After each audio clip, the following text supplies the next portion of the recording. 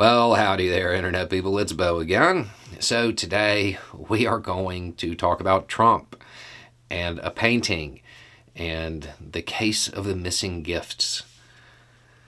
And we're going to answer some questions about whether or not this is going to turn into yet another legal issue for the former president. Okay, if you have no idea what I'm talking about, recently there was a little investigation. I don't know that that's the right word for it. Probe.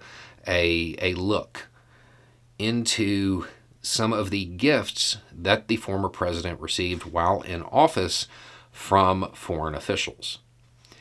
There's a whole process for this. If you are a U.S. official, this doesn't just apply to presidents. If you're a U.S. official and you receive a gift from a foreign official, basically, if it's over, I don't remember the exact dollar amount, it's somewhere between $400 and $500. If it's in that range, you have to report it to State Department. That gift is property of the U.S. government. It isn't your gift. If it's something that you really liked or was very personal to you, some kind of memento that you actually wanted to keep, you have to reimburse the federal government for that item. That's how it works. Okay, so the little look into Trump's gifts revealed that like 100 of these items are missing.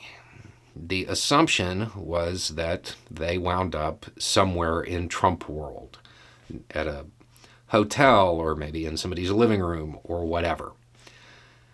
During this process of them looking into it, the media was talking about it, and some of the items were described. One of which was a painting from an official from El Salvador. It's kind of hard to miss because it's apparently like an 8-foot portrait of the former president.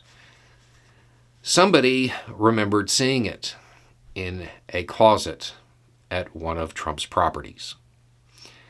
They called a reporter, offered a tip. Sure enough, when it was investigated, yes, the painting was hanging out in a closet, just chilling by some yoga mats. So it does show that this is an item that the president, former president, should have paid for, reimbursed the federal government for, or returned to the federal government who owns it. Is this going to turn into another legal thing for Trump? Probably not.